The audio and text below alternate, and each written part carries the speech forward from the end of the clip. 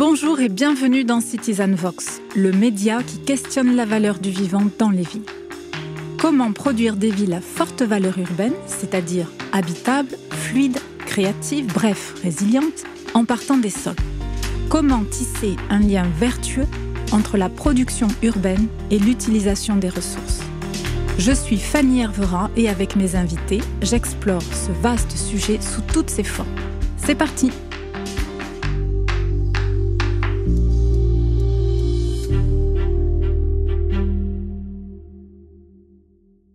Bonjour à tous, ravie de vous retrouver pour un nouvel épisode de Citizen Vox. Alors aujourd'hui, on fait un pas de côté et on va voir du côté des initiatives citoyennes qui mettent en place des actions durables dans les territoires.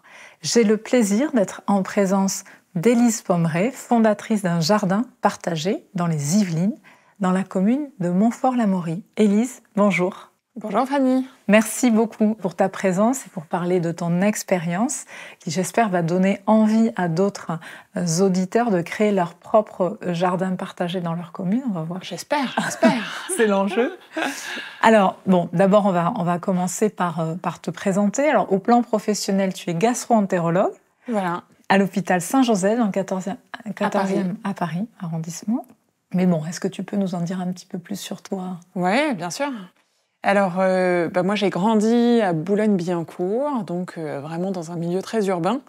J'ai fait mes études à Paris, donc je suis gastro-entérologue à Paris. Je suis restée dans le berceau parisien.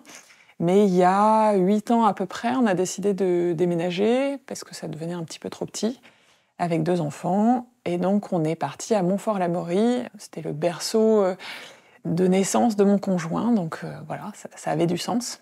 Et donc, on est maintenant... Je suis passée d'un appartement, un petit appartement, à une grande maison avec un grand jardin. Et quand je suis arrivée à Montfort, je me suis dit, bon, j'ai des enfants, je veux faire mon potager, avoir mes légumes à moi, tout produire pour moi.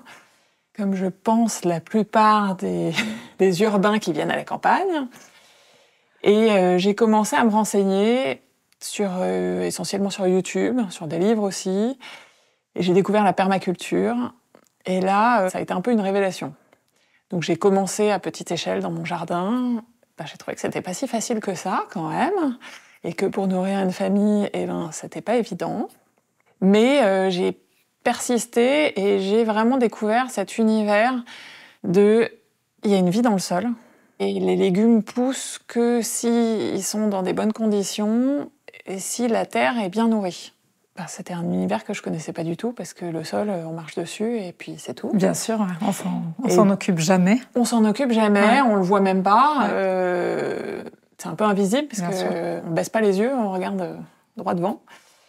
Et alors que c'est foisonnant de vie. Il y a même plus de vie dans le sol que par l'extérieur. Exactement, ouais.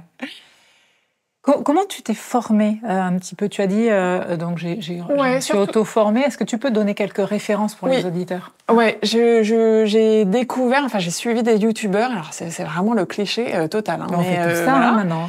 Voilà, j'ai suivi des youtubeurs, notamment Damien Decars, qui est celui qui a initié les vidéos de permaculture sur Internet et qui est tout ce que j'aime, c'est-à-dire pas dogmatique, très ouvert et qui donne envie.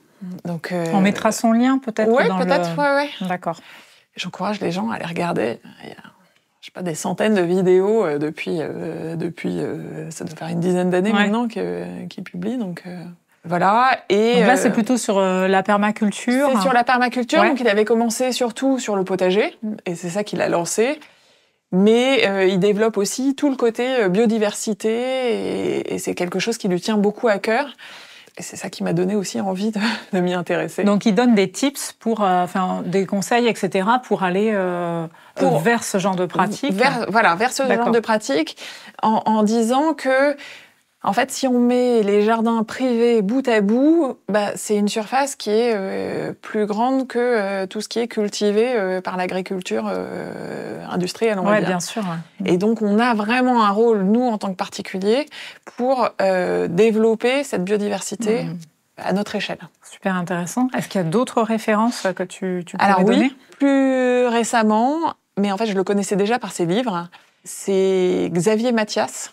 Donc c'est un maraîcher qui a été aussi journaliste un petit peu sur France Inter et qui a une vision un petit peu rock'n'roll, mais très fondée sur des bases agronomes, on va dire. Et pareil, pas dogmatique et qui donne envie. Donc à chaque fois qu'il fait une vidéo où c'est des trucs un petit peu foufou, parce que moi je suis un peu fofolle, j'ai envie d'essayer, j'ai envie de tester. C'est ça aussi la liberté qu'on a dans un potager. C'est-à-dire qu'on peut tester des choses qu'on n'a pas l'habitude de voir dans les supermarchés. Tu peux donner un exemple? Oui, la poire de terre, la cerise de terre, les physalis.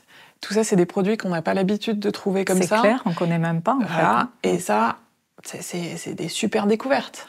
Sans parler des tomates.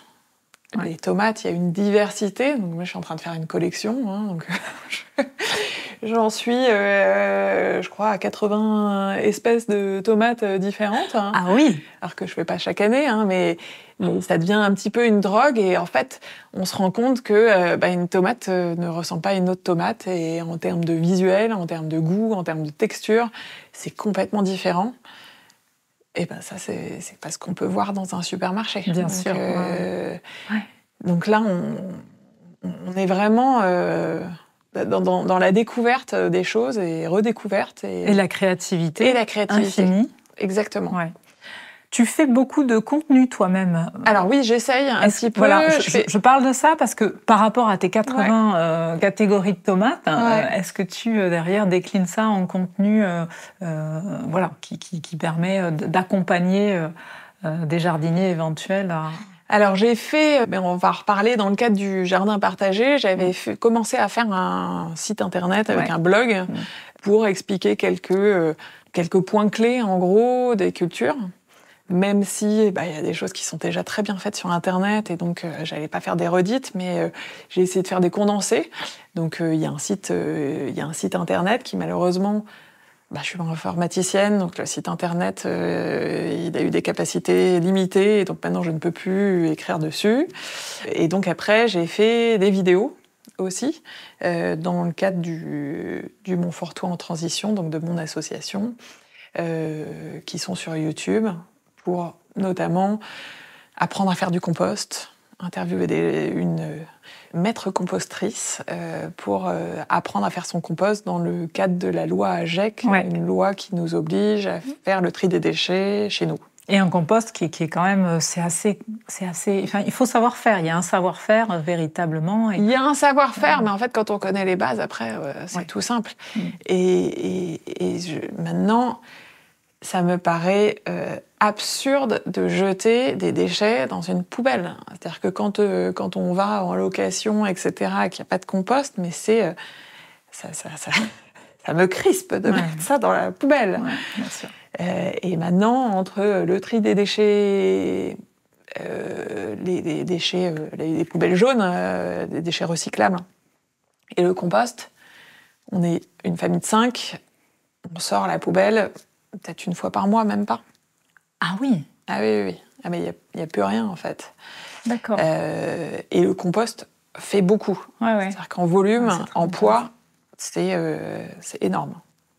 Et tu revalorises ça après ? Comment tu le gères, ce compost ? Ah bien sûr. Tout repart après dans le potager. Ouais, d'accord. Oui. Ah oui, c'est un cycle de la vie, parce que en fait, il faut savoir que quand on produit un légume, il va puiser l'énergie dans le sol, mais si on le consomme, on va pas le restituer. Donc en fait, il faut toujours nourrir son sol, parce que sinon il va s'épuiser. Et en fait, toutes les bactéries, les champignons, les virus, les vers de terre, les insectes, tout ça, s'ils n'ont pas de matière à manger, ils vont aller voir. Soit ils vont aller voir ailleurs, soit ils vont mourir. Ouais, c'est la notion de circularité. On essaye de remettre en place. C'est vraiment nourrir son sol en permanence pour que ça soit restitué après pour nos plantes. Mais en fait, quand on les mange, ça disparaît du sol et du coup... ce n'est pas restitué. Ce n'est pas restitué. C'est intéressant. Et donc, le compost, l'intérêt, c'est que il va être remis après au sol, sachant qu'on peut faire aussi du compost de surface. Et c'est ce que je fais aussi, où on met directement les épluchures sur les lieux de compost, enfin sur les lieux de culture. Mais c'est plus difficile à gérer, je trouve, parce que on n'a pas toujours la place pour mettre. C'est pas forcément esthétique, alors même si on peut le cacher sous le paillage, mais voilà. Moi, je trouve ça plus simple de faire son compost à côté, et puis après, on le met quand on en a besoin. Donc tout ça, tu découvres un peu en te formant toi-même, donc par les contenus que tu nous as conseillés notamment. Et puis ensuite, tu vas plutôt vers une démarche associative, puisque... Alors, voilà, ouais. Oui et non. En fait, il y a surtout eu le Covid. Ce fameux Covid qui a été un basculement pour tout le monde. Qui est arrivé, et là je me suis dit, quand même, il se passe quelque chose dans le monde, il y a un petit chamboulement là, même pendant les confinements, etc. Alors ici, il faisait très beau, nous on était dans le jardin en permanence, et on redécouvrait les insectes, il y avait beaucoup plus d'insectes, beaucoup plus de bruit d'oiseaux, on n'entendait plus le bruit des voitures, on n'entendait plus rien. Je me suis dit, mais en fait, la Terre revit. Ouais. Et malheureusement, le confinement va s'arrêter et on va reprendre un rythme normal. Et en fait, il faut bouger. Faut se bouger maintenant, il faut agir. Et j'ai pas été la seule à avoir l'idée. Et parallèlement, il y a une association qui s'est montée à Montfort, sur le Montfortois, donc tout le territoire montfortois. Donc l'association qui s'appelle Montfortois en transition. Le Montfortois en transition, le MET, voilà, qui fait partie d'un réseau international des villes en transition, en fait. Donc, villes et territoires en transition. Villes et territoires en transition, exactement. Qui initialement était fait pour les municipales il y a 5 ans, il y a 4 ans. 2020 alors 2020, ouais. D'accord. Entre autres, mais le but est de faire des partenariats avec des mairies pour les aider dans la transition écologique, pour que on les aide à appliquer certains axes de la transition à leur échelle, mais voilà, de faire vraiment un partenariat. Et le MET s'est monté à ce moment-là et a fait un partenariat avec 2 villes, les Ménules et le Tremblay-sur-Maudre. Donc c'est des villes qui sont à proximité de Montfort-la-Maurie, qui fait partie du Montfortois en transition, du Montfortois en tout cas, du territoire du Montfortois. Et ces 2 villes ont accepté de jouer le jeu, de faire un partenariat vraiment. Et alors quelles actions, par exemple, avec ces 2 villes partenaires ? Alors, on a fait, au Ménul par exemple, on a organisé la fête de la transition écologique, donc un grand festival sur 2 jours où il y a plein de commerçants locaux qui viennent présenter leurs choses, des ateliers de création sur les plantations, mais aussi sur le do-it-yourself, sur le recyclage, sur tout ça. Donc pour ouvrir aux gens la possibilité de se former, de comprendre ce qui se passe sur notre territoire, qui peut faire partie de la transition. On a fait des projections de films aussi, avec des débats, au Ménul. Au Tremblay, on a organisé des fresques, la fresque du climat. On a fait des ateliers aussi, des ateliers zéro déchet pour Noël ou d'autres. Mais donc, on a fait des choses qui s'adressent aux citoyens et qui impulsent un peu une démarche. Voilà. Est-ce que ces partenariats ont perduré dans le temps ? Alors, ils ont perduré pendant tout le mandat. D'accord. Et justement, là, on est en train de faire le bilan, justement, au bout de la fin du mandat, de savoir ce qu'ils en ont pensé. Pour l'instant, les retours sont positifs, mais c'est en cours d'analyse. Voilà. Ok. Donc toi, il y a le Covid qui permet vraiment une prise de conscience encore plus accrue que ce que tu avais. Et puis, il y a cette création du MET que tu finis par rejoindre. Que je rejoins, en 2020. Donc au début, on n'est pas nombreux. Ça a été créé au sein d'un lycée, au début, par une prof d'histoire géo et un parent d'élève, une parent d'élève, qui se sont dit, faut se bouger, il faut agir, il faut faire quelque chose. Et donc, elles ont eu l'idée de créer cette association, le Montfortois en transition, et puis après, d'autres personnes. Donc, quelle était l'ambition de départ ? Faire bouger les choses au niveau local, sur la transition écologique, et la transition au sens large du terme, c'est-à-dire la transition, la solidarité, les mobilités, rendre notre territoire plus en transition et plus sur l'écologie. Donc, est-ce que c'est des actions plutôt de lobbying, de prise de position, ou est-ce que c'est des actions plutôt concrètes de faire des choses localement qui permettent... Un peu de tout. Un peu de tout. Un peu de tout. Un peu de tout avec ce qu'on sait faire, parce que le lobbying, c'est pas forcément facile aussi. Toucher les élus, c'est pas forcément facile. Donc voilà, on a tous nos liens, nos personnalités et puis nos connaissances. On fait tous quelque chose d'autre à côté, donc bon, on apporte ce qu'on peut apporter. En tout cas, moi, j'étais plutôt dans l'action, enfin j'ai toujours été dans l'action, et donc j'ai eu besoin de faire quelque chose. Donc tu as rejoint le Met dès le début. Quasiment. Ouais, quasiment dès le début. Voilà, en tout cas, la première année. Au départ, c'est un petit groupe de personnes motivées. Qui se dit, voilà, qu'est-ce qu'on peut faire à l'échelle locale, voilà. Avec les villes, avec tout ça. Qu'est-ce que c'est aujourd'hui le Met ? Combien d'adhérents vous êtes ? Alors, on est à peu près 80 adhérents. Donc ça a beaucoup évolué. Donc ça a quand même beaucoup évolué. Certains vont et viennent, mais c'est la vie qui veut ça. Bien aussi. Il y a des hommes, des femmes. Il y a un peu tout âge. Plus au-dessus de 60 ans, on va dire, dans les adhérents. Mais il y a un peu de tout. Mm-hmm. Il y a des gens qui sont adhérents pour le soutien et quelques-uns qui sont concrètement actifs. Ouais. Voilà. Mais je pense comme dans toute association, malheureusement, tout le monde n'est pas actif. Mais c'est comme ça, il faut l'accepter. C'est le bénévolat actuel qui a changé un peu de forme par rapport à certaines années. C'est un peu plus à la carte. Ouais. Mais c'est normal. Je trouve que 80 adhérents... 80 adhérents, quelques années, c'est vraiment pas mal. Ouais. Enfin, il y a vraiment donc ça veut dire qu'il y a une prise de conscience quand même de la société civile sur ces sujets-là, quand même. Pas assez à mon goût, bien sûr. Pas assez, bien sûr, jamais. mais déjà, voilà, on a quand même un peu de légitimité, un petit peu de poids qui permet de se faire connaître aussi, parce que la communication, voilà, tout le monde ne nous connaît pas, tout le monde ne sait pas que ça existe, donc pour que les gens nous rejoignent, il faut aussi qu'on monte en nombre et qu'on fasse des actions pour se faire connaître. Donc tu dis, moi, faut que je fasse. Donc dans le cadre du Met, tu proposes la création d'un jardin partagé. Est-ce que ça se passe comme ça ou Oui, alors, en fait, dans le Montfortois en transition, dans tous les domaines de la transition écologique, je me suis dit... il faut apprendre, on est dans un environnement où il y a quand même pas mal de jardins privatifs, il faut apprendre aux gens à cultiver ces légumes. Moi j'ai appris, je commence, je trouve ça génial, il faudrait que tout le monde s'y mette. Et dans une démarche vertueuse, pas avec des pesticides, des engrais, tout ça. Et je me suis dit, pour pouvoir le faire, ce qui peut être sympa aussi, c'est de le faire un peu tous ensemble.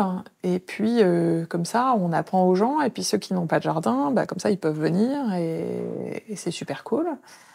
Mais en même temps, je me disais, mais ça sert à quoi de faire ça ici ? On a tous un jardin. Les gens vont faire chez eux. Ils vont pas venir le faire en plus dans un jardin à côté, quoi.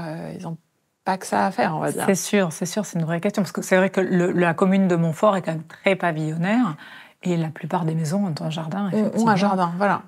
C'est très agréable d'ailleurs, parce que c'est une ville qui est plutôt agréable. Qui est plutôt verte et qui est très très agréable. Mais je me suis dit, quand même. Alors après, il fallait trouver le terrain. Et heureusement, il y avait un des adhérents de l'association qui avait un terrain de dépôt de matériel de BTP. Il est à la retraite. Le terrain était laissé à l'abandon. Il trouvait que ça avait du sens de nous prêter le terrain pour qu'on puisse lancer l'idée du potager partagé. Donc c'est un terrain qui est sur la commune, qui est propriété privée. Privée. D'un des adhérents. D'un des adhérents. Ça facilite les choses. Exactement. Avec un point d'eau, parce que sinon... C'est compliqué. Pas possible. Ouais, c'est ça. On peut pas cultiver des légumes et des fruits sans eau. Mais il n'y a pas d'électricité. Donc c'est paumé au milieu des champs. Mais on avait ce terrain-là qui était clos. Donc ça, c'était pas mal aussi. Pour pas qu'on se fasse piquer aussi nos fruits et des légumes, parce que ça existe malheureusement. Et donc on a commencé à faire ça. dès 2020. Donc au début, on a été 2, 3, voilà. Donc on se réunissait, on avait dit 2 heures par semaine. On vient 2 heures, on travaille, et puis le reste du temps, ça se débrouille tout seul, et voilà, on fait ce qu'on peut faire. Sachant que tous les gens qui nous ont rejoints, notamment les 2-3, ils avaient déjà leur potager chez eux. Bien sûr, c'est forcément des gens qui sont déjà très intéressés par le sujet. Ouais. Bah oui, mais moi, je faisais ça justement pour ceux qui n'étaient pas intéressés. C'est ça. Et donc on a commencé à 2-3, et puis au bout d'un an, 2-3, ok, pendant les vacances, il n'y a personne, du coup, qui arrose, ça ne s'arrose pas tout seul, bon. Et puis, on a tenu, et puis, je sais pas, il y a eu un déclic, il y a eu un effet boule de neige. Il y a eu adhérents sur adhérents qui sont venus nous rejoindre. Et maintenant, ça fait 5 ans, on est plus d'une vingtaine à tourner sur place, où on est à peu près un peu plus d'une dizaine tous les lundis matins. Donc on se rejoint le lundi matin de 10h à midi. Et il y a même un autre petit groupe qui s'est formé le samedi pour ceux qui travaillent en semaine. Pareil, 10h midi. Sur une autre parcelle, parce que sinon la communication n'est pas forcément facile, mais toujours sur le même terrain. Et il y a une ambiance super sympa. Ça a donné envie à certains de faire du potager, parce qu'ils avaient déjà leur jardin, mais ils n'avaient pas de potager. Donc la mission était quand même accomplie. Ouais. Et même si les gens avaient leur potager chez eux, c'était un super moyen d'échanger, de comprendre, de comparer des techniques, d'avoir une approche un peu scientifique. Là, on va planter 3 par 3, et là, on va planter espacé de 10, et donc on va comparer des un petit peu, de faire des tests localement.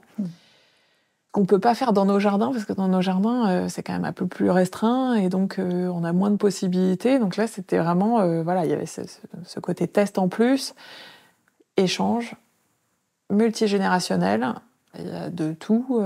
dans les âges, dans les pratiques, est-ce qu'il y a des gens qui ne savent pas du tout, qui viennent parce qu'ils ne savent pas du tout jardiner? Ton objectif de départ, est-ce qu'il est... Oui, il y en a fait partie. Il y en a qui ne savent absolument pas jardiner, qui ne savent même pas reconnaître un chêne. Oui, c'est ça. Voilà. On est d'accord. On est d'accord, alors qu'on est quand même sur un territoire où il y a des arbres partout. Ouais. Et en fait, le jardin, il sert à ça, il sert à développer l'observation aussi. Comprendre, développer l'observation. Et plus on sait comment ça fonctionne, plus on observe, plus on fait attention. Bien sûr, ouais. Et on s'en préoccupe. Sinon, on le voit pas. C'est comme le sol où on marchait dessus. Si on sait pas, on le voit pas. Bien sûr. Comment se déroulent ces séances ensemble? Est-ce qu'il y a quand même quelqu'un qui s'auto-proclame, entre guillemets, mais un peu prof, et qui permet aux autres de s'agréger à une pratique un peu éprouvée? Comment ça se passe du coup? Ou est-ce que c'est totalement libre? Comment ça s'organise concrètement? Prof, non. Parce que on est tous avec certains ont beaucoup de connaissances, d'autres un peu moins. Moi, j'essaie quand même de coordonner et d'impulser un peu des idées, des envies, un rythme de plantation, de tout ça. Parce que ceux qui connaissent pas, en fait, ils vont pas forcément prendre d'initiative aussi. Donc, ils attendent d'être un petit peu guidés. Mais en fait, tout le monde discute. Et puis, on dit, où est-ce qu'on va mettre ça? Alors, on discute tous ensemble. On va le mettre là parce que ça, parce que si. Non, mais moi, je penserais que ça serait mieux là, donc on va le mettre là. Donc, on décide tous ensemble, avec ceux qui sont là, bien sûr, mais on décide du projet ensemble. Ouais. On décide du projet aussi, qu'est-ce qu'on va planter, qu'est-ce qu'on a envie de faire pousser, où est-ce qu'on va acheter. Et donc, le jardin est ouvert pour les participants que à ceux qui adhèrent au Montforton en transition. Parce que pour moi, c'était vraiment une démarche de transition écologique et ça s'inscrivait dans tous les autres domaines de la transition écologique. Oui, ce but de la transition, il est premier par rapport à... Il est premier. Et donc, je ne voulais pas dissocier après le jardin du Montfortois en transition. Donc, il faut être adhérent au MET pour être jardinier. Exactement. Au jardin partagé qui s'appelle le Prometteur. Le jardin Prometteur. Le jardin Prometteur. Là, ça doit faire 2 ans qu'on a donné le nom, ou 3 ans, parce qu'avant, c'était jardin partagé du MET. Et donc, on l'a appelé le jardin Prometteur, parce qu'il y a un petit jeu de mots, il y a MET très sympa, dans le Prometteur. Ouais. Et l'idée de prometteur, d'avenir, justement, c'était assez sympa. Oui, il y a un double, voire un triple sens. Et ça, on a brainstormé pour trouver ça, tous ensemble.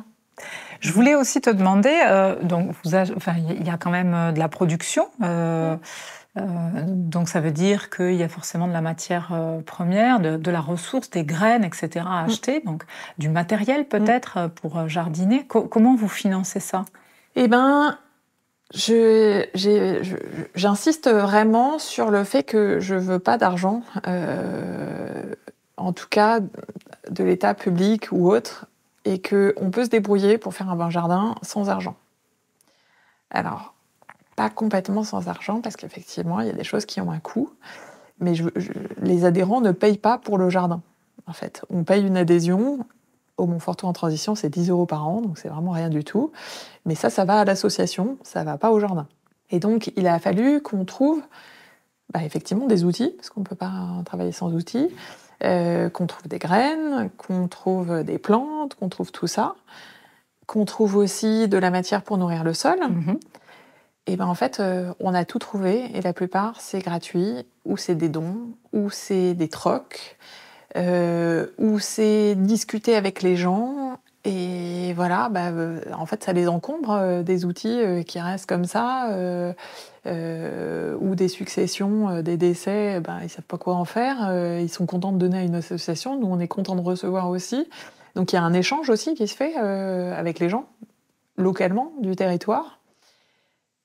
Le Bon Coin aussi, j'ai mis des annonces, il y a des gens qui m'ont donné des choses...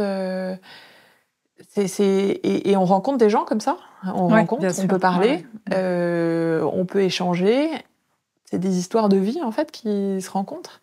Et c'est pas aller acheter, payer dans le magasin et merci, au revoir à la caisse automatique et voilà. Ouais, donc tu prends vraiment cette position de finalement le jardin, il doit fonctionner par de la contribution bénévole. Par du don, par des rencontres, par des opportunités qui s'ouvrent, parce que voilà, ça arrange tout le monde de donner un outil là, et que et le jardin en a besoin. C'est ça. Voilà. C'est-à-dire que ce que tu dis, c'est que le MET, il est absolument pas financé. Il y a 0 € de subvention, ni d'une commune, ni de l'État, etc. Comment ça se passe? Non. Alors, sauf qu'on a fait des projets de budget participatif pour des projets de plus grande envergure. Parce qu'il y a malheureusement des moments où, effectivement, il faut quand même un peu d'argent. On a fait des budgets participatifs, donc on est en train d'en clôturer un. Donc, on l'a fait avec le lycée Jean Monnet. Oui, on va en parler tout à l'heure. On va en parler. Mais donc, budget participatif, ça veut dire tu mets ton projet sur une plateforme et tu fais voter les gens. Et tu fais voter les gens sur le projet. Sur le projet. Et après, c'est la région Île-de-France qui finance. Et on doit rendre des comptes, bien sûr, des factures, que le projet doit bien aboutir, etc. On va en parler tout à l'heure du projet, parce que ça m'intéresse vraiment beaucoup.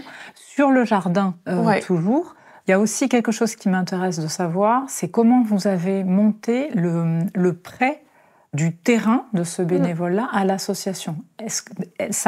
La question du BTP dont tu parlais, est-ce qu'il n'y avait pas des sujets de pollution des sols à régler? C'était juste... Ça, c'était un stock de matériel, des tuiles, donc il n'y avait pas de produits toxiques, en tout cas. J'ai envie de dire que ce qui peut être le plus toxique, c'est que c'est entouré de champs cultivés qui sont traités, qui ne sont absolument pas bio. Et que le terrain est un peu en fond de vallée, et que quand il pleut, les eaux de ruissellement doivent avoir un peu de pesticides à l'intérieur. Bon, c'est comme ça, voilà. Nous, on n'en rajoute pas. Et on a fait une analyse, d'ailleurs, dans le cadre... Alors, c'est encore autre chose. Pour motiver un peu les gens, j'ai inscrit l'année dernière le jardin dans un concours de potager, qui est le concours Landestini. En fait, c'est une association aussi le concours du plus beau potager, enfin du meilleur potager. C'est un concours régional? C'est un concours national. National. Et maintenant international. D'accord. Aussi. Et donc, au fur et à mesure de l'année, il y avait des petits défis à relever, etc. On a relevé tous les défis, on a gagné tous les défis, d'ailleurs. Et on a gagné un des prix, c'était l'analyse de notre sol. D'accord. Donc on a envoyé un échantillon, et donc il n'y a pas de pollution, il n'y a pas de choses comme ça, donc on le sait officiellement, c'est bien. Donc vous avez fait une analyse des sols au tout début?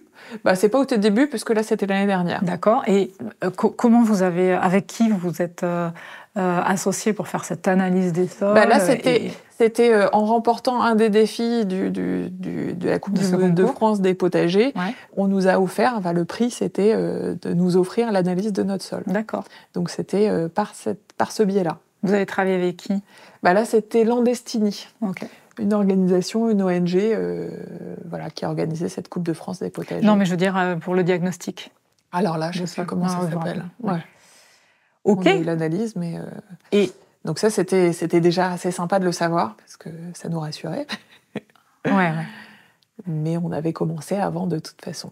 Et sur la question du prêt, alors avec du terrain, comment ça se passe avec l'association? Est-ce qu'il y a une convention? Oui, on a fait une convention pour sécuriser un petit peu formalisé. Voilà. Ouais. On a formalisé les choses avec une convention. Alors je sais plus, je crois qu'on a mis 3 ans renouvelables par 3 ans. Ouais. Voilà, mais en tout cas, il y a un papier signé. Après, on n'est jamais à l'abri de quoi que ce soit. Mais... Oui, de toute façon, c'est la vie des projets qui, à un moment donné, évoluent, etc. Mais oui. C'est une... Ok, et par rapport à la production que vous avez dans le jardin, comment ça... Est-ce qu'il y a des règles un petit peu de fonctionnement par rapport à cette production? Est-ce que tu peux nous préciser ça? Il y a des règles il y a des règles de distribution, c'est-à-dire que c'est ceux qui viennent qui récoltent. Quand il y a des récoltes, c'est partagé entre tous ceux qui sont là. Et ceux qui ne sont pas là, à ce moment-là, ils n'ont pas la récolte. Mais c'est partagé, voilà. Et équitablement, et tout le monde choisit, non, mais moi j'ai déjà ça dans mon jardin, donc non, toi tu peux prendre ça, moi je préfère ça, voilà. Et c'est partagé à chaque séance, quand on récolte, on met en commun et on partage. Et chacun prend, et voilà. Et ça fait partie des 3 principes de la permaculture. Donc la permaculture, ça vient du mot anglais permanent culture, donc une culture durable. Et donc les 3 piliers, c'est nourrir le sol, nourrir l'humain et partager équitablement. Donc là, on est en plein dedans. Voilà. Donc ça, c'est assez sympa. Depuis quelques années, donc le nombre de jardiniers progresse. Est-ce que vous avez fait un peu de communication pour essayer de... On a fait un petit peu de communication, oui. On est sur des je sais pas appeler ça des festivals ou des fêtes de la nature, des choses comme ça, où on a des stands, donc on se fait connaître, ça. La nouvelle équipe du samedi a créé, il y a 2 ans maintenant, il y a 1 an, un système en fait de culture autour d'un compostage central qui s'appelle un key hall, donc un jardin en trou de serrure. Donc c'est construit, le potager cerne en gros un composteur central, et le composteur, en se dégradant, va nourrir le potager tout autour. Donc en fait c'est un système clos qui permet à la fois de composter ses déchets et de cultiver. Et donc dans le cadre de la loi AGEC et de l'obligation du tri du compost et du tri des déchets et de faire son compostage soi-même, ça avait complètement du sens, et donc ça, c'était génial. Donc il y a un peu un concours entre les 2 équipes du samedi et du lundi, non? C'est deux choses différentes. C'est 2 choses différentes, mais du coup, on a été vachement agréablement surpris par cette technique. On teste des choses, en fait. C'est vraiment un lieu de un laboratoire. Un laboratoire, ouais, c'est ça. Ouais. À ciel ouvert, avec les oies qui passent au-dessus. C'est un endroit vraiment magique. Voilà. Enfin, je suis peut-être pas objective pour dire ça, mais bon. Non, mais c'est génial ce que ça crée comme écosystème, justement, avec des jardiniers qui expérimentent des choses, des gens qui ne connaissent rien à la fin connaissent quand même un peu plus. Qui découvrent un petit peu, qui découvrent aussi, qui testent des saveurs. C'est-à-dire que comme on disait, on fait pousser des choses qu'on n'a pas l'habitude de savoir, donc de goûter sur place. Et ça, c'est génial. Et donc, de temps en temps, on avait fait venir des classes d'enfants de l'école primaire pour leur faire visiter. Il y en a qui n'ont jamais vu pousser des petits pois, qui ne savent même pas où ça pousse et comment c'est, et que le goût prélevé directement au jardin, c'est pas du tout celui qu'on a dans la boîte de conserve. De goûter des feuilles, de goûter des saveurs, ça pique, c'est acide, c'est mou, c'est dur, c'est croquant. Enfin, tout ça, c'est génial. Ouais. Est-ce que vous êtes en réseau avec d'autres jardins? Parce qu'il y en a effectivement des jardins partagés. Alors, il y en a d'autres. Et je me suis dit, c'est dommage d'être dans son coin. Et donc, on est parti à la rencontre des autres jardins partagés, aussi pour voir leur expérience, pour voir comment ça fonctionnait. Et il y en a qui sont là depuis très longtemps, notamment à Saint-Léger. Et donc moi, j'ai fait un réseau sur WhatsApp pour communiquer entre jardins partagés, pour voir, parce qu'on fait chacun des ateliers, on a des idées, des bons plans locaux, etc. Et donc on se partage nos informations sur ce groupe d'échange, parce qu'en fait on fait tous pareil et on veut tous avoir le même but. Et donc ça, c'est encore plus sympa parce qu'on rencontre encore d'autres personnes. Donc il y a vraiment un lien social, un maillon qui se forme sur le territoire, et c'est super. Ouais. Et est-ce que vous faites des événements en commun? Alors, je sais que, par exemple, vous organisez, un événement qui s'appelle le Troc Graines. Oui. Voilà. Est-ce qu'il y a d'autres... D'abord, tu peux nous parler de cet événement? Oui. Alors, le Troc Graines, ça fait partie de cette démarche de... Pas d'argent. L'argent perturbe un petit peu toutes les relations humaines. Et voilà. Et donc, le troc est tout aussi important.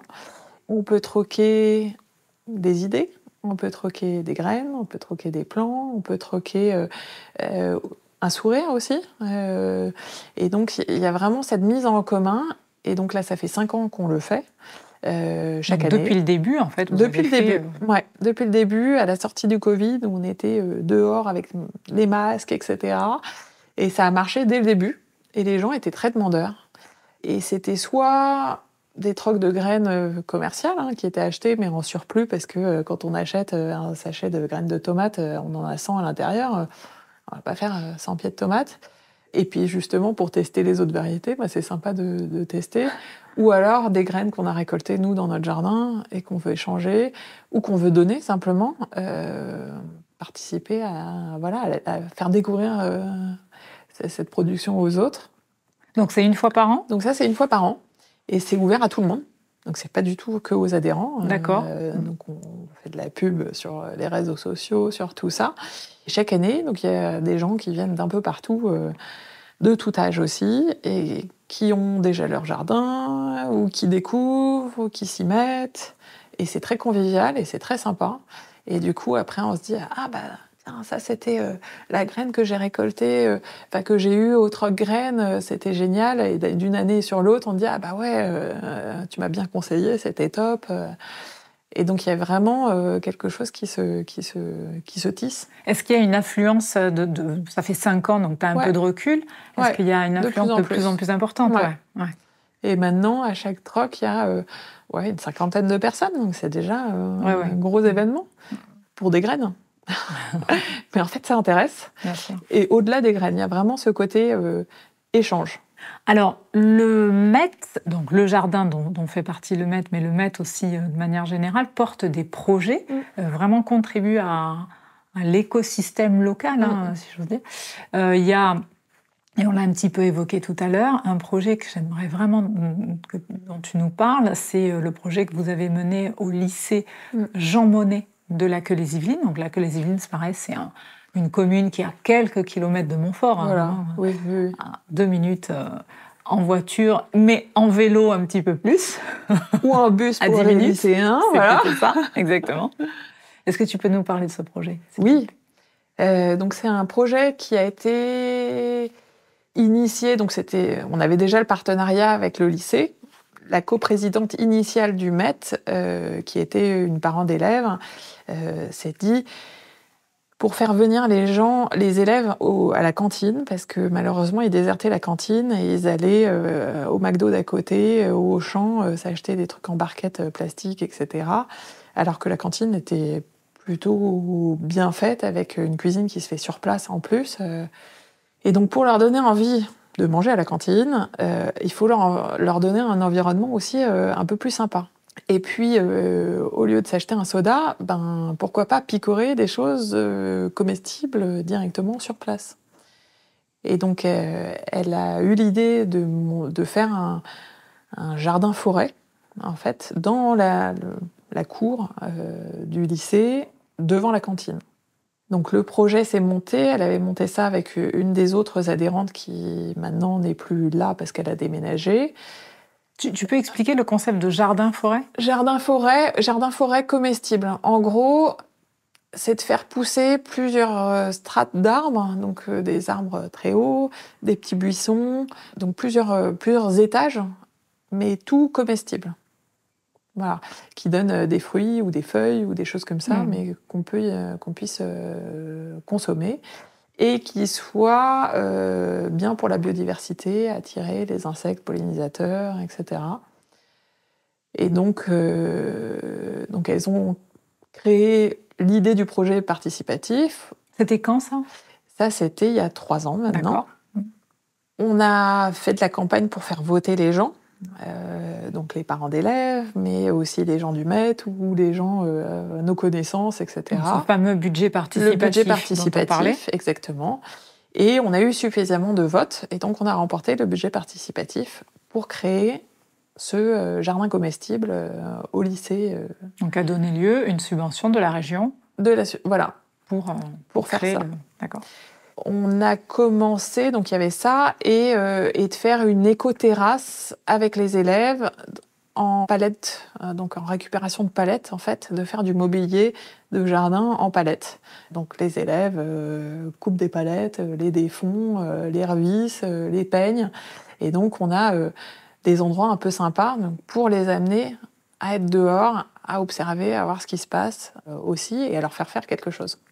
Et donc le projet s'est mené petit à petit. Alors c'était quand même assez compliqué à mettre en place. Et puis nous, on n'a pas nos connaissances. On n'est pas pépiniériste, on n'est pas agronome, on n'est pas maraîcher.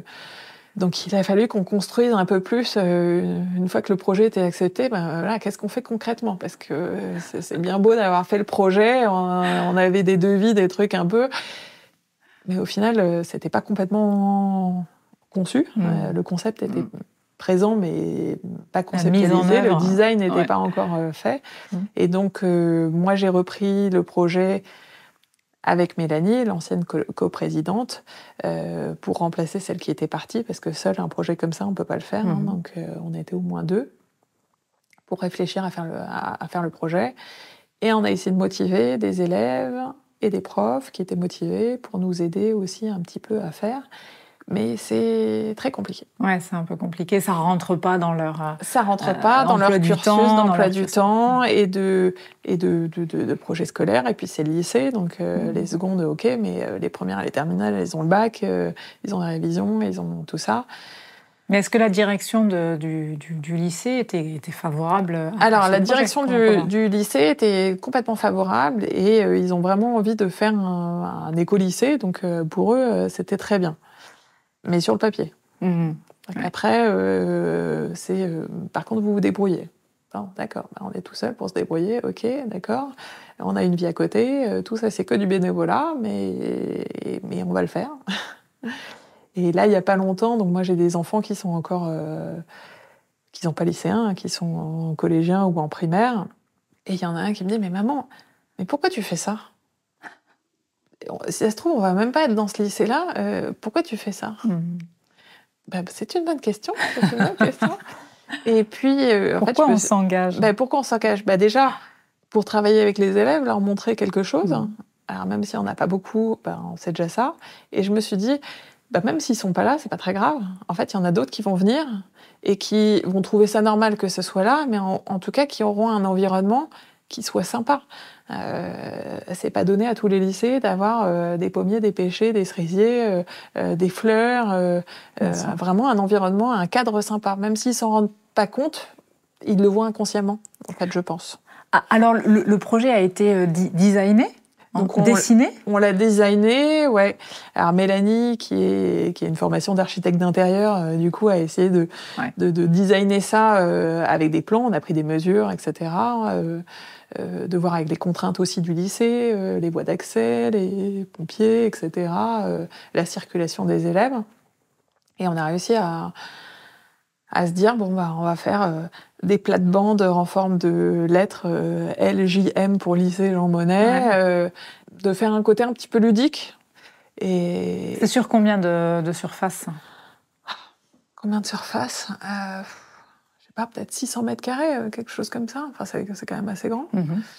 Et c'est pareil, au début, on s'est dit, mais comment on va faire? C'est de la terre de Remblai, il y a eu des travaux dessus, c'est compact, il y a des déchets, des cailloux, des briques, des trucs dans la terre. Il y a toute une partie qui a été bétonnée. Comment on va faire? Et là, en fait, on s'est rendu compte qu'il y avait des ressources locales, parce que il y a un compostage qui est fait de toutes les tailles qui sont faites, mais qui ne servaient pas, donc qui s'accumulent. Donc il y a des mètres cubes et des mètres cubes de compost. Ça, c'était génial. On a découvert ça. On s'est dit, c'est local, c'est sur place, c'est super. On ne va pas faire venir des camions avec de la terre qui vient de je ne sais pas où. Là, on a vraiment tout sur place. Du broyat d'arbres aussi. Donc ça, c'était top. Vous avez travaillé avec des pépiniéristes, justement, avec des professionnels pour en fait, ensuite on a défini ce qu'on voulait. Et puis après, on a vu avec les pépiniéristes aussi la contrainte qu'il faut que ce soit des fruits qui arrivent pendant la période scolaire. Et oui, bien sûr. C'est une contrainte en plus. Mais du coup, c'est un peu challenging et on a réussi à trouver avec une pépinière... locale locale, enfin qui est plus en Normandie. D'accord. Mais qui est une super pépinière bio. Qui vous a bien conseillé. Qui nous a bien conseillé. Et donc, vous en êtes où maintenant du projet? Est-ce que les arbres sont plantés? Les arbres sont plantés. Donc, on a dû planter plus d'une trentaine d'arbres, sans compter les arbustes, les plantes, les petites fleurs, des vivaces, donc qui reviennent chaque année, des plantes perpétuelles, voilà, un petit peu tout. Maintenant, il va falloir étiqueter, mais on aimerait bien mettre à contribution les élèves, mais il faut les trouver. Ils ne sont pas toujours là, ils ne sont pas disponibles en même temps que nous. Nous, on n'est pas disponibles tout le temps non plus. Mais là, le projet est réalisé, du coup. Ça y est. On a creusé la dalle, on a réussi à faire venir une pelleteuse pour creuser la dalle, détruire le béton, remplacer avec de la terre, avec les élèves qui nous ont aidés aussi. On a réussi à ressortir une vieille table de ping-pong qui était au fin fond, ensevelie sous les ronces, une table en béton qui doit peser, je sais pas, plus de 200 kilos, qu'on a réussi à sortir. Et là, dès qu'on l'a sorti, ça y est, les élèves, ils jouent. Donc, au lieu d'être sur leur portable, là, ils amènent leur raquette et ils jouent. C'est super. C'est super de les voir évoluer là-dessus. Ils s'en rendent même pas compte, je pense. Mais voilà, nous, ça nous fait plaisir. C'est quoi la suite, alors, pour ce projet, pour vous, pour le Met? Là, pour l'instant, c'est... En tout cas, les 2 premières années, c'est d'essayer d'arroser, d'entretenir un petit peu et pour que ça prenne. Et puis après, le but, c'est que ce soit un petit peu autonome. Peut-être qu'on sera là pour tailler, pour faire un peu, mais après, le but, c'est que ce soit vraiment autonome. C'est une très, très belle expérience. Tu me parlais tout à l'heure, quand on préparait un tout petit peu l'interview, avec Libération, un événementiel... Alors ça, c'est encore autre chose. Alors ça fait partie du Met, mais c'est lié au partenariat qu'on a avec le lycée. Donc là, il y a 2 autres profs, 2 profs d'anglais, qui ont monté un projet avec Oxfam et Libération pour faire ce qu'ils appellent un Parlement Génération Transition, qui découle du climat Libé Tour qui avait été organisé par Libé au niveau national. Et donc, Oxfam est venu intervenir auprès des terminales. Donc, on avait 70 terminales pour travailler et proposer des actions concrètes aux élus locaux pour faire des actions localement. Et donc, on a travaillé sur la fast fashion, les voyages décarbonés et le sport et l'environnement. Donc, autour de ces 3 axes, ils ont réussi, au bout d'une journée, à faire 4 propositions concrètes sur ces 3 axes. Donc, nous, on était là juste pour les encadrer, en fait, mais c'est vraiment eux qui ont bossé. Et ils ont sorti des trucs, c'était vraiment top. Malheureusement, il n'y avait pas beaucoup d'élus. Il y avait un élu. Ça, c'est un vrai sujet. Oui. On a envoyé le lycée d'abord, puis après le Met a envoyé des propositions à toutes les mairies du coin, où les élèves sont scolarisés dans ce lycée. On a eu une réponse négative, mais qui nous a soutenus. D'ailleurs, une des villes en transition, qui a signé le pacte de la transition. Ouais, bien sûr. Et il y a eu un élu, qui était aussi papa d'élèves, qui était là. Mais c'est vrai que pour les jeunes, pour leur donner envie de s'investir, etc., c'est pas la meilleure image. Mais ouais, c'est donc comme ça. Il y a un gros travail à faire auprès des élus, malgré tout, pour auprès des élus, voilà, sensibiliser et qu'ils soient un peu à la pointe de ces sujets-là. Et puis pour être moteur pour les élèves, parce que c'est déprimant, quoi. C'est déprimant de voir que les choses... que le climat se dérègle, que tout ça, et qu'en fait, nos gouvernements ne font pas grand-chose. Et donc, alors on a essayé de leur dire, mais si, il faut tenir bon, et puis c'est à nous de bouger, en fait. Faut pas attendre que ça bouge de là-haut, c'est à nous, à notre échelle, de bouger. Et la preuve, c'est-à-dire que depuis 5 ans, le Met fait quand même beaucoup de choses localement, des études, notamment sur la mobilité aussi. Oui. Vraiment active un peu tous les partenaires locaux pour pouvoir, Donc même si c'est des gouttes d'eau, et un goutte d'eau plus goutte d'eau plus goutte d'eau, on va peut-être faire un petit rue, peut-être une rivière après, peut-être un fleuve. Voilà.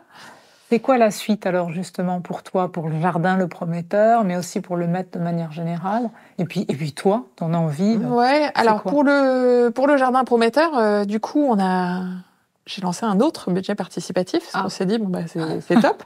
Et en fait, on avait envie de faire un verger, parce que dans les Yvelines, avant, il y avait beaucoup de pommiers, de poiriers, et en fait, il y a plus de 70% qui sont partis à cause de l'urbanisation du territoire. Bien sûr, ouais. Et on avait envie de recréer un petit peu, de montrer que c'est possible, de montrer aussi... par exemple, rien que des greffes d'arbres fruitiers, en fait.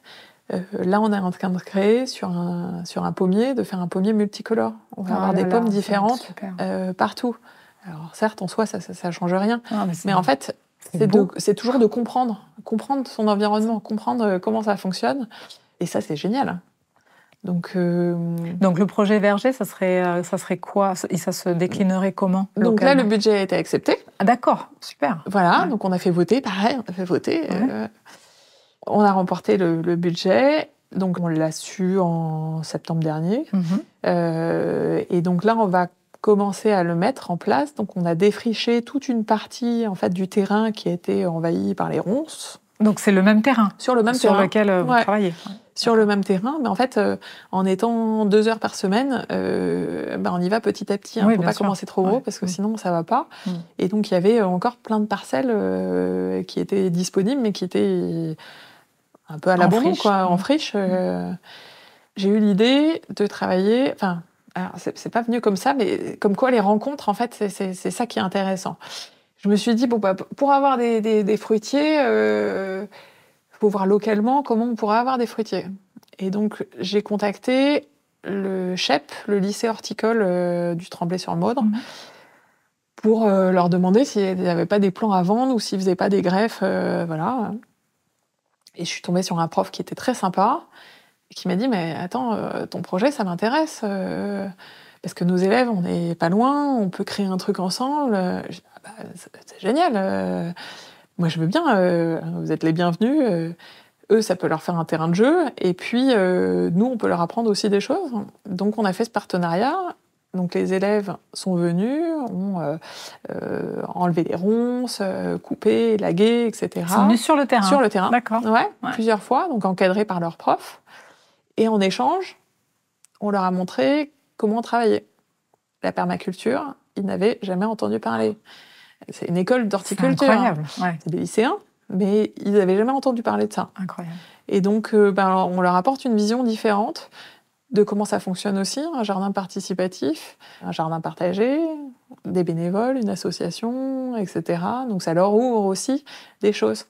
Et le truc un peu bête, mais en revenant, il n'y avait pas de place pour tout le monde, donc j'ai ramené un des élèves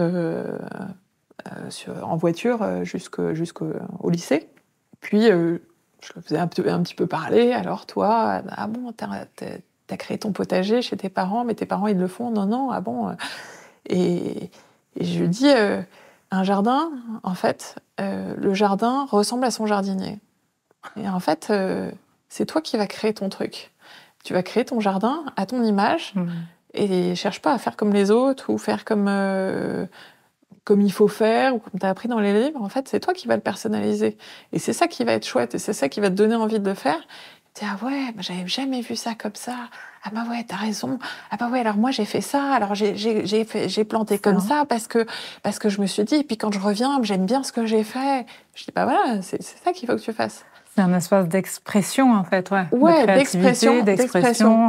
Et de sortir du cadre très scolaire. Ouais. Voilà. Il faut faire ça comme ça. Ouais. Bien sûr. Et c'est super intéressant. Et rien que de ça, en fait, tu sais, c'est génial, j'ai compris des choses. Et donc voilà, le partenariat, c'est ça aussi, c'est de leur apprendre une autre vision des choses. Oui, bien sûr. Mais on voit qu'en fait, ce que tu portes au-delà même du jardin et de la biodiversité, c'est une méthode, en tout cas, c'est une approche humaine. C'est un art de vivre, c'est une philosophie. Voilà, c'est ça. C'est la rencontre, c'est la transmission, c'est le partage, c'est revenir à quelque chose de très humain, en fait. C'est vivre en commun. Plus que le jardin, même, j'entends. Ah, mais complètement. Et la transition, pour moi, la transition, c'est ça. La transition, c'est pas chacun de son côté, c'est tous ensemble. L'union fait la force, il faut avoir un but commun, et on avance ensemble, et on avance avec nos différences. Et c'est ça qui est intéressant, c'est qu'on est tous différents, et on peut être complémentaires, on peut s'apporter, et c'est dans l'échange qu'on arrive à progresser aussi. Et donc, c'est ça qui est stimulant et qui fait avancer, en fait. Ouais. Donc, pour finir, est-ce que tu peux donner peut-être un petit conseil, ou en tout cas, est-ce que tu as envie de dire quelque chose aux auditeurs qui ont envie de se lancer pour les encourager à faire pareil? Eh bien, il faut y croire. Oui, parce que c'est pas simple au quotidien. C'est pas simple au quotidien. Il faut s'entourer, et puis ça va faire boule de neige, et plus on est positif, et plus on fait des choses qu'on aime bien, plus ça va se ressentir, et on va faire adhérer les autres aussi comme ça. Il ne faut pas hésiter à lancer le projet. Alors après, il ne se fait pas tout seul, le projet, ça c'est sûr. Il faut mettre la main à la pâte, ça prend quand même un petit peu de temps. Mais c'est tellement du bonheur, en fait, qu'on reçoit, que faut le faire. Merci beaucoup pour ce partage d'expérience, et puis pour ton enthousiasme, ton énergie. Peut-être que les auditeurs souhaiteront te contacter. On verra si on met avec plaisir. Peut-être une adresse mail pour des conseils, je ne sais pas. Oui. On est dans l'esprit. Hein. Mais tout à fait. Justement, je suis ouverte complètement. Merci beaucoup, Élise, et j'espère à très bientôt sur les ondes de Citizen Vox. Eh bien, avec plaisir, Annie. Au revoir. Au revoir. Merci d'avoir écouté ce nouvel épisode de Citizen Vox. J'espère qu'il aura été utile à vos réflexions. Vous trouverez l'ensemble des épisodes sur le site internet cityzan.fr, cityzan.fr, et sur la plateforme Ocha. À très bientôt!